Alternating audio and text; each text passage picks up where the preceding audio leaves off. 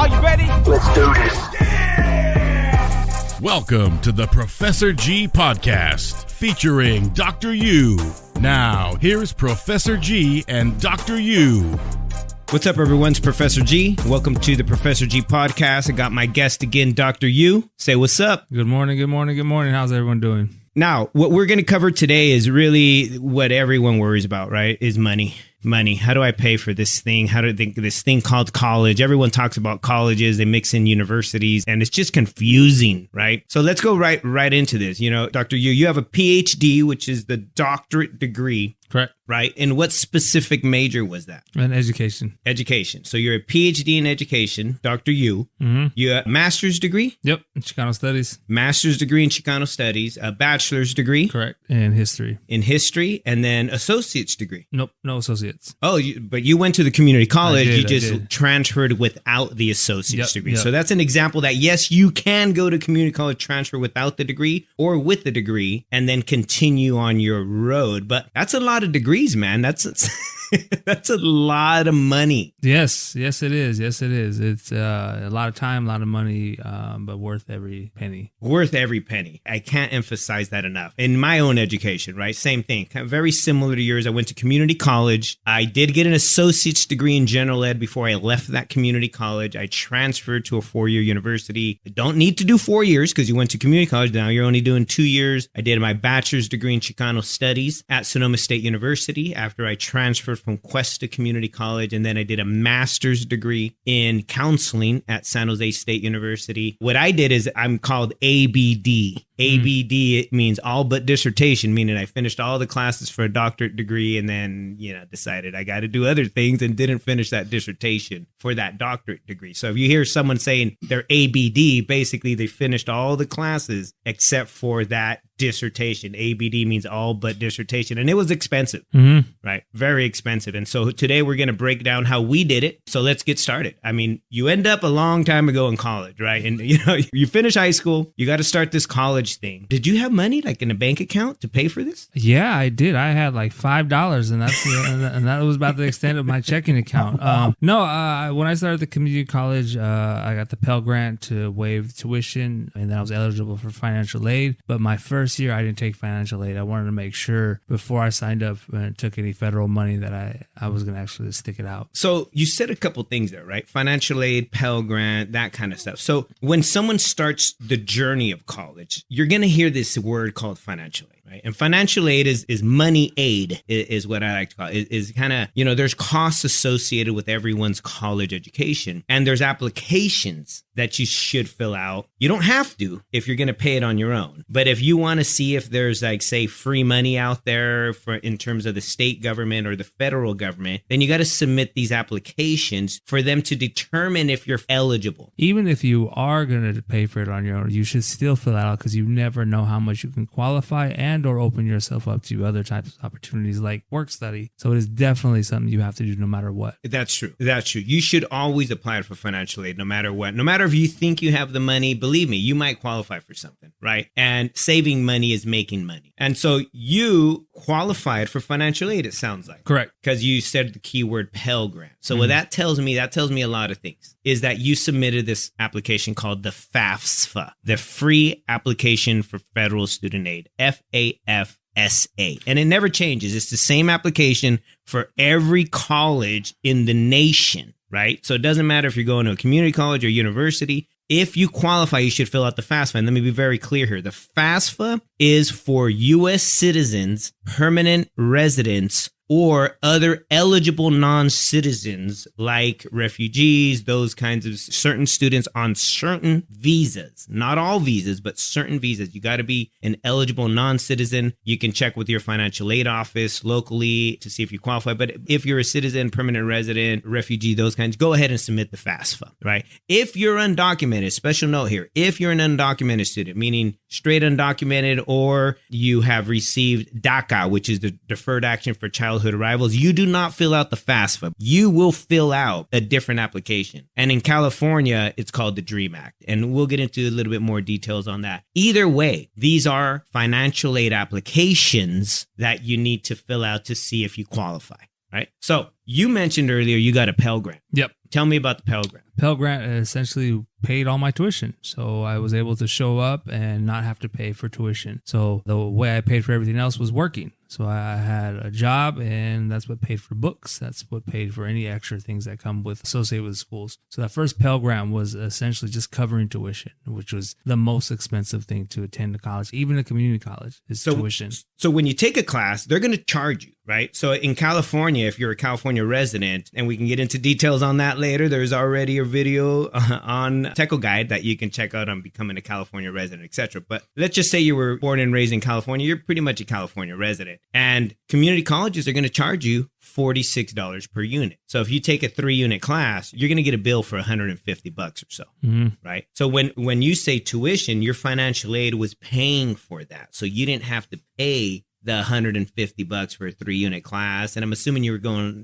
more than 3 units. Right. So those bills were coming in at $500, $600, $700 for tuition, probably even more depending on how many units you're taking. And your financial aid paid for that. That is correct. Okay. Did you receive any additional monies, like to, I don't know, buy a beer or something? Eventually I did. At first I didn't. And again, like I said, I wanted to make sure this is what I was going to do before I took federal money. And then I got to a point where I was able to work less or take less hours on at work because I was able to qualify for actual financial aid. And that's when they sent you once a semester, a lump sum, which was a little different. So they sent you a check. They sent me a check for, I believe at that time, it was a long time ago, probably $2,500. $2,500. I think so, and that was to cover any associated costs that come with being a student, like not working so many hours, paying for books. Sometimes that meant like traveling to go to, I had a biology class. We had to go out to the wetlands, right? So that covered some of that cost that comes with associated with being a student, because it is consuming of not just time, which means time away from working your hourly job, but also travel and whatnot that comes with it. So some students qualify enough to receive some cash. Yep. Right. And you qualified enough to be able to receive some cash from the federal government to be able to then pay for additional expenses so that you can stay in school. Yep. Got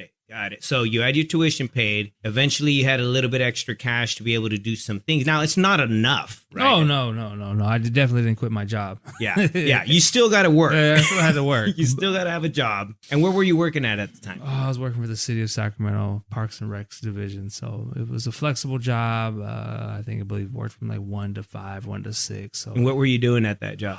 I don't remember. But it was early in your life, so it wasn't an office job. No. Yeah. You were doing labor. No labor. I was working at different sites, working with kids, or coaching football, coaching basketball, refereeing games, just random stuff that they had me doing. Got it. Mentoring, yes. Summer camps, whatever they wanted, we were out there doing. Great. So that's a pretty cool job while you're in school. It's still the best job I've had. When I was in school, I was a janitor. I was the janitor at Smart and Final. I was the janitor at Food for Less. I got so good at mopping big stores. I was sweeping and mopping. So I got so good at mopping. It was incredible. You know what I mean? And that gave me more skills than even dancing. Nice. Because I was dancing with the mop, So those kinds of things we all have to do. Right. Because I also got financial aid. And from my understanding, financial aid only pays about 30% of your expenses. I believe it. And, think of it that way, is that I get a lot of students that come in thinking financial aid is going to cover everything. And it doesn't. It covers about 30% of what it really costs to go to college. So you still have to have that part-time job. You still got to look for, like, say, other grants, other scholarships that are not tied to the federal government, etc., to try and raise enough money, right, to pay for additional expenses. And when we say that, that means, textbooks, right? You're going to have to pay for books. Where are you going to get the money? Well, you try to save all that financial aid money to pay for textbooks, right? Transportation, right? That was driving a lowrider back then. I got to drive to college, right? So I get to college and I got to pay parking, right? There's semester parking fees. And parking tickets. And parking tickets, yes. And parking tickets will haunt you. You got to won't let you register for your next class unless you pay those tickets. That's right. So make sure you get that parking pass, whatever. And some schools, I went to a school the other day. I had to buy a parking permit. It was $10. Yeah. It was no joke. So try to use public transportation as best as possible to reduce those kinds of costs. In some cases, you'll be able to buy a semester parking pass, which which is way better deal. Yeah. But it's still paying. You're Yep. still paying for parking. So try to use public transportation as much as possible. Get dropped off by some friends, etc., to avoid all those costs. If you do end up getting a ticket, better pay for it. Yep. If not, you won't be able to register for classes. Well, do this first. Actually, try to appeal it. yeah. Always try to appeal it, and then if they say no on the appeal, then go ahead and pay for it. I just peeled one a couple weeks ago. I got denied. I got, dude, as a counselor, at the college I work at, I've gotten 4 tickets and I've appealed all 4 and I've been denied all 4 tickets. And it's because I forgot to grab my parking pass or whatever it is. And I just didn't display it in the right place where they want to see it. So make sure you take care of those fees as well. So we talked about federal financial aid, right? So federal financial aid, so that everyone understands, it's based on income. Mm-hmm. It's based on need. So I didn't have great grades in high school at all. But when I got to college, I filled out the FAFSA because I was born and raised in California. So I'm a citizen and I never left California. So I was a California resident. So when I went to community college, I was getting charged California resident fees. When I did my FAFSA, I was surprised when they said you qualify and you're eligible because I assumed it was based on grades, right? I think I was told all in high school it's based on grades, not on my parents' income. And when they did the calculations, my parents are farm workers. They work every day, but you're getting paid so little in certain jobs that we still qualify. And I was able to get that, check for, 1,500. I remember it was like every 3 or 4 months, I'd get a check for like 1,500 to basically pay for whatever I needed to. And I used some of that to pay for rent. Mm-hmm. I bought some food, in some cases. I still had a job because, it's not enough to cover everything. Had to pay a little bit of rent, had to pay, bought some clothes, in some cases, whatever it is for you to stay in school. Right. Now, what happens if you take the money and run? Because some people think that it's free and they can take the money and run. No, you can't. If you don't complete your classes or something like that, they won't give you money next time. That's right. They'll cut you off. Yep, they cut you off. And if you run if you take the money too soon and run, you'll have to pay it back. You have to pay it back. Yeah, you have to at least, I think eligible for financial aid was 9 units back then, which was 3/4 time student. So it's either full time or 3/4 time. So you can't come and qualify for financial aid if you're only going to take one class. I think it was 3 to 4 back then. I'm pretty sure those requirements still are the same. That's right. And so think of it this way. If it's a deal with the government, right? So you're basically making a deal with the government. The government's saying, we're going to help you out a little bit with some money.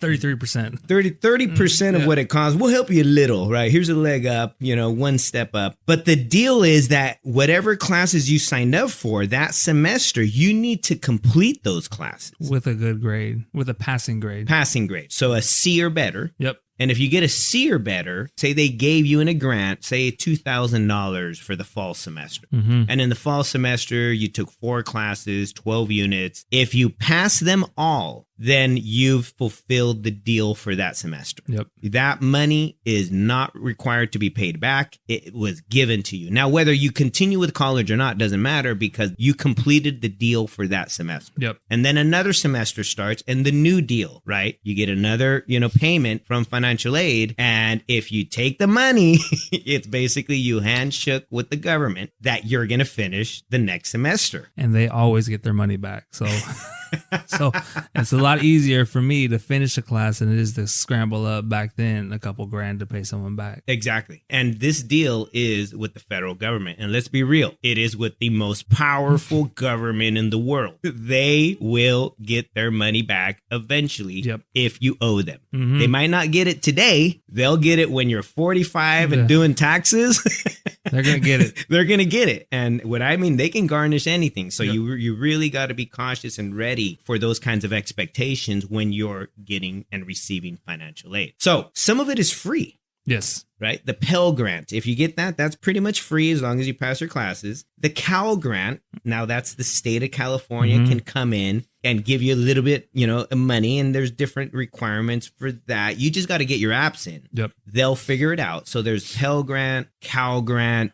There's a thing called the Promise Grant that used to be called the Board of Governors Fee Waiver. And all of those you can get just by filling out the FAFSA, right? If you're a citizen, permanent resident, eligible non-citizen. What I like about it is that you fill out one form and they send it out to who knows where, and all these boxes are checked off for you. That's right. It's one application. Yep. They try to make it as easy as possible. Yep. And in October, they're supposed to make it even easier. Nice. Is what they're saying. That they cut it from 150 questions to about 60 questions, which is amazing because it is a nightmare application. It is. And so as you're going through this, I do recommend sitting down with someone from the college who knows this stuff and filling it out with them, or having someone on tap that you can tap into and ask how to fill it out, or check out the videos on how to fill out the FAFSA, because it is a beast. It is. Now, once the FAFSA is complete, it takes a couple months. Right. You kind of send it in and you wait. Mm-hmm. Right. Don't worry. They're processing it. It's easily going to take them a month before they release it to your school. Mm-hmm. Right. And that's why when you're filling out the FAFSA, it allows you to add like up to 10 or 20 schools that you're thinking about. Right. And so you want to add that. You want to add all the schools, all those community colleges, all the universities you're thinking about, because that gives the federal government permission to release the financial aid information you provided them to those schools. Then after about a month, those schools are supposed to let you know about how much you qualify for in terms of this grant or in terms of this other grant, et cetera, et cetera. So you really got to be then following up with the school. Once about a month has passed from submitting the FAFSA, now it's you and that particular school. So if you end up at, say, Sacramento City College, then now you're dealing with the Sacramento City College Financial Aid Office about a month after you submitted the FAFSA. And so with that, you also got to make sure that you fill it out on time, because if you fill it out too late, because of the process of how long it takes, up to a month, that means you could be ineligible for classes because you can't afford to pay for them, or you're dropped from your classes because you have fees you haven't paid. So the sooner you do it, and once you decide this decision, the better, because there's more time for you to be able to pay for your classes without being dropped. And that is right. And there's a priority filing period. Yep. And the priority filing period now starts in October. Wow. October 1st to March 2nd. That is a priority filing period. That's what they call it. And what that means is that if you get it in within these months, you get priority. Can you get it in after? Yes, but you don't get priority, meaning they're going to lag.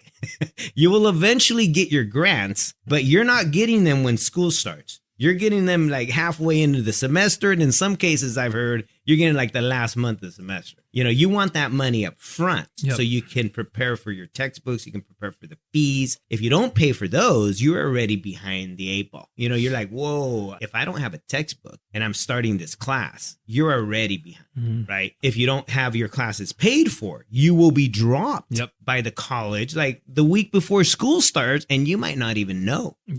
And that happens a lot. And so we want to make sure we prepare you for that. Have you had students? Oh, every year I get someone who was accidentally dropped from class because they didn't check their email and see that someone was due. And sometimes it's a parking ticket. Literally, it's that parking ticket. So they'll show up to your class thinking they're enrolled in your class, because they were enrolled in your class a few months ago when they signed up. Now they're number 15 on the wait list. Wow. And you don't have 15 openings. No. Yeah, you have maybe 4 or 5. Not even that. Not even that. 3. Wow. 2 to 3. So that person runs the risk of not even getting the classes. And if you don't get the classes and you received financial aid, then starts the problems again, right? That you didn't fulfill your part of the deal, and now you might have to owe some money. Wow. So be cautious, everyone. Read everything 3 times from financial aid or the college, but especially financial aid. Most of the money is free, most of it, as long as you pass your classes for that term. But there is this other thing called loans. Yes. Okay. Did you ever pull out any loans? I did.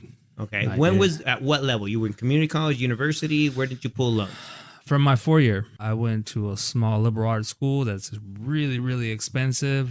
Financial aid covered a chunk. The job I had on campus covered a chunk, but there was an even larger chunk that was left behind, and I picked up some loans to pay for it. And the loan process is the same application. It's the same FAFSA. Right? So when you fill out the FAFSA, they'll first offer you the free money, and you take that for sure.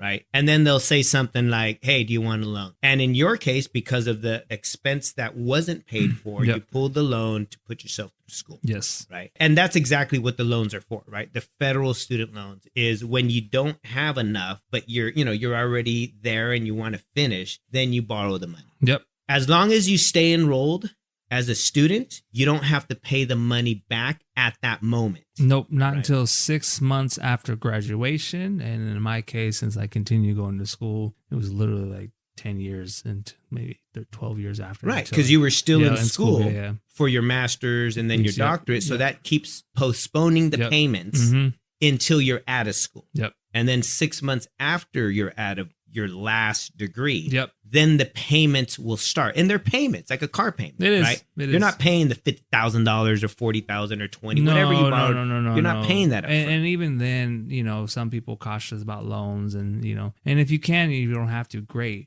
But if you have to, it's a much better investment than buying a $50,000 car. Yes. Because in 10 years, that $50,000 car is worth nothing. Nothing. In 10 years, your brain, with educated brain, is worth hundreds of thousands of dollars. dollars. Or the income that you generated from a job in your career is worth way more. So how it works is you have several options. One, if you take out loans, you pay them 6 months after and you start it up. Or you can defer payment because let's say you don't have a job yet, or you can set up your payments based on your income. So you could be reduced or increase sometimes. You could base it on, right now they have the federal forgiveness for people who work in public sectors, who are teachers, who are educators. So you can go take your loans and lump them into, I think, 100 and something payments. And after that, they'll waive the rest of it. There's also grants specifically for education people. So if you become a teacher and you work at a Title I, Title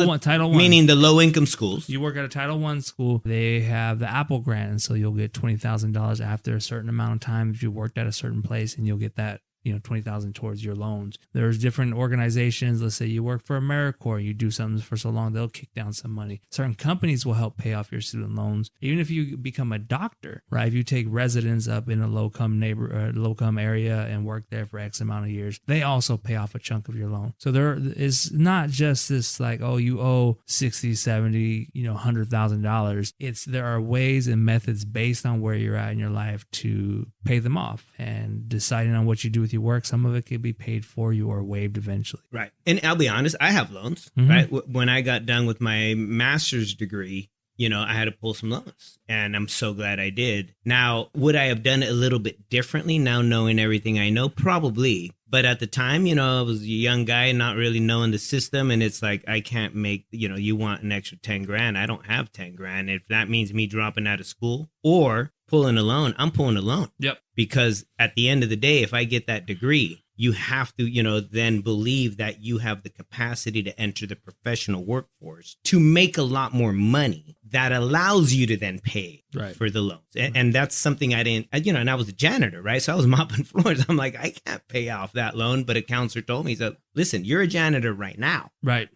But once you get that degree, you're going to start your professional work, you know, your employment, and you're going to bounce every 2 or 3 years to a higher level, which means more income. Right. And the more income you have, the more you can pay off that loan quicker. Right. And so, yeah, at the end of the day, I had to pull a loan as well, just to stay in school long enough to graduate. Now, loans, just so everyone knows, I'm not a big fan of them. I'm going to be very honest. But if it means drop out or pull a loan, that's when I'm like, okay, let's rethink about that loan. And it's also for me, like, you know, I picked an expensive school, but at the time it was the place I needed to be. Like it was the best decision I made because it got me out of my environment. It got me into a different place. It got me just in a totally different town, different everything. And it was what I needed. And I know if I would have stayed where I was at, there were a lot more things that are more expensive, like a lawyer, than the amount of loans that I pulled out. Exactly. And so if you're eligible for the federal part of it, those things are fairly easy, right? Because you fill out the FAFSA and then they'll offer it. Again, try to avoid it as much as possible, but in some cases you're going to have to pull it, so you go ahead and do it, but use up all that free money. So that's the federal financial aid. If you're on the undocumented student side, the DACA student side, you're going to fill out, in California, you're going to fill out the California DREAM Act. The DREAM Act will determine whether you're eligible for a Cal grant, which, you know, if you're fully eligible, it's about $1,000 a semester to kind of help you with expenses. But in addition to that, you can also qualify for the Promise Grant, which is the tuition fee waiver. And if you get that, then that just basically pays your registration fees. And if you're a full-time student, that's about another $1,200 every semester that thing is taken care of. So what undocumented students don't qualify for is the federal Pell Grants, right? Or anything that has federal in it, undocumented students don't qualify. So that's why you have these other applications that you fill out. So there still is, by the state of California, a lot of help for students that are undocumented and students that meet the Deferred Action for Childhood Arrivals classification of residency. So there's still options for you if you're listening to this. And for those undocumented students and or students who are citizens with undocumented parents, okay, let's take that. If you are a eligible resident and your parents are not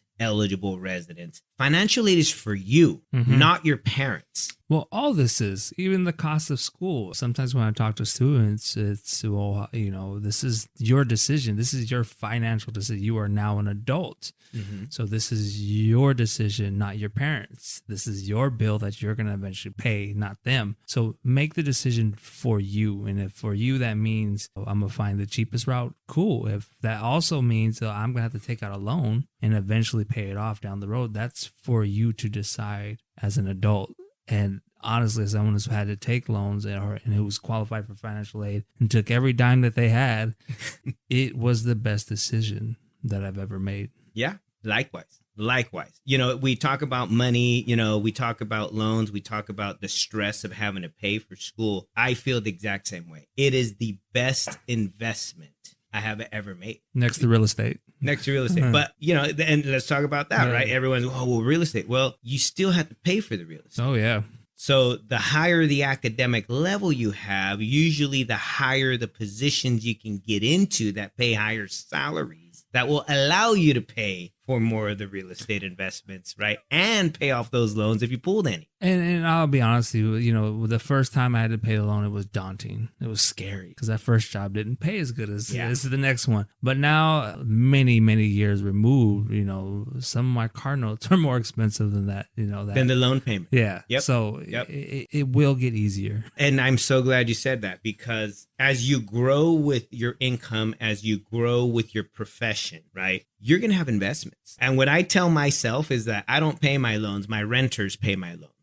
As you gain assets, right, there's additional money coming in now to the family that is not directly related to your wallet, right? Those are investments that are now bringing in more income. So what I try to convince myself is that little income that came in from those investments, that's what pays my student loan now, as opposed to me pulling money out of my wallet to go ahead and pay for it. So there's different strategies in paying it back. But at the end of the day, I think the message is just as you progress in educating yourself and training yourself to be a higher level of profession, it gets easier.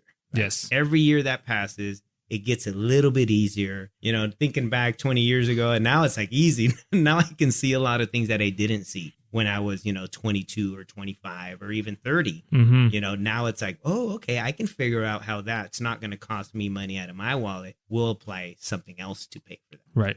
So last thing, if you're a citizen, but your parents are undocumented, this is something that a lot of our students go through. Right. If you're a citizen and your parents are undocumented, you fill out the FAFSA, because remember, financial aid is for you. Okay. And until further notice, when you fill out your parents' portion of the FAFSA, okay, you put all zeros for their social. I got to be very clear about that, because if you use the ITIN number of your parents on the FAFSA, it messes things up and it causes a nightmare of having to redo a lot of applications because of those numbers. So I want those students that are Assembly Bill 540 eligible, those students that are undocumented, those DACA students, etc., you will fill out the California Dream Act. But if you're a citizen and your parents are undocumented, you're going to fill out the FAFSA. And make sure that you put in your parents' info, but you put in all zeros for their social security number to avoid the errors that application will trigger and the delays. Because remember, it takes a month to fill it out. If there's mistakes on it, it's going to take 2-3 months to kind of fix it and figure it out. So tip for those students who are citizens, permanent residents, eligible refugees, if your parents are still undocumented, do not use the ITIN number. Put their generic information on there and put all zeros on that FAFSA for them. For you, because you are eligible, then you use your social security. And again, the aid is for you, not for anyone else. Nope. Okay, last thing. Everyone talks about scholarships, man. Did you ever apply and get a scholarship? Did you ever get anything like that? Because I didn't. I did. What did you get? I did. I got a few. I got a $25,000 scholarship to pursue my teaching credential after I was done with my undergrad. So the FAFSA financial aid only covered me up until my first degree. After that, you're pretty much on your own. So my teaching credential was fully paid for by a special grant that you applied for. Special scholarship. Okay. That I got. And then my master was paid for by my work. So I worked on campus, which covered housing, tuition, and actually gave me a stipend to pay for miscellaneous things like gas or my cell phone. Yeah. So I got that paid. And then when I went to my PhD, I got a full fellowship, which is mean they paid me for my tuition plus a stipend, and I had to do work there. So it's a job still, right? It's not just go to class. I also had to work. Plus side jobs, watching kids, watching dogs, doing whatever I could to make extra income, but also was able to qualify for a few scholarships. So there I got it was $70,000 scholarship, divided it by 2 years. So $35,000 a year, plus tuition, plus all these things covered for to kind of finish out. So you were looking for these, or these just fell in your lap somehow? Let's be honest with the crowd, right? No, I was looking for them. Okay. Because once I was running out of money, the first scholarship I ever got, the $25,000 one, I knew there was no financial aid. I already took out a bunch of loans just to finish that small 2 years of transferring, but I needed to finish, this credential. And so I was looking for it, and they told me, well, here's this scholarship. If you apply, we'll cover the whole thing. And so it was a whole interview process. I had to apply, I had to write. We did an interview over the phone, and I got it. And so that's how that worked. Congratulations, man. Thank you. Wow. You're like the first Latino I know got a bunch of scholarships on top of the federal and state financial aid. Yeah. Well, at a certain point, these places are looking for you. Yeah. Right? You are no longer there by happenstance, right? You were supposed to be there. And so the second one, after I finished my 3 years of PhD funding that was paid, and back to residency, once I moved to Utah, I had applied to become a Utah resident within the 6 months I was eligible to, so that they would continue covering my fees. So that was a part of the stipulation. Like, we'll pay the first,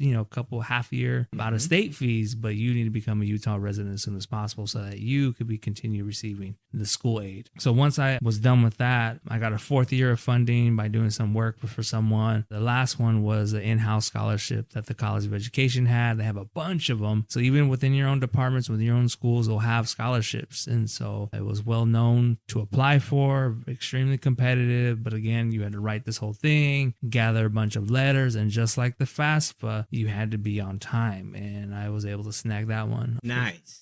So it sounds like in the beginning of your education, you relied more heavily on the FAFSA, on whatever you can get from the feds. Yep. Right. And as you earned your space in these other universities, they just want to keep on giving me more and more money to keep you. Yep. Right. Because at the end of the day, no college wants a big dropout rate. Nope. No college wants to say, oh, wow, we lost so-and-so because they couldn't afford it. No, what they'll do is try to put things together, packages, financial packages for students to encourage them to complete, right? Because finance is huge. It's the biggest thing. It's the biggest hurdle for all of us. Right? Yep. It sure was for me. And luckily, again, we were able to make it, right? Use those resources that were there. Some of them, you have to find all of them, right? But the good thing is that FAFSA or that DREAM Act, this one application tries to qualify you for almost everything. And this is across the nation, y'all. The FAFSA doesn't matter if you're wanting to go to a school in Florida or wanting to go to school in Montana or in California. You fill out pretty much the FAFSA if you're an eligible citizen, non-citizen of the U.S. In Cali, again, for an undocumented, we do our best to keep all of our undocumented students going through school as well. So we do provide the California DREAM Act for them to fill out to see if they qualify. You have to fill it out every year. Every year. Even if you think you're not going to go to school, you should fill it out. If you don't go to school, that's fine. The following year, you'll fill it out again when you decide to return,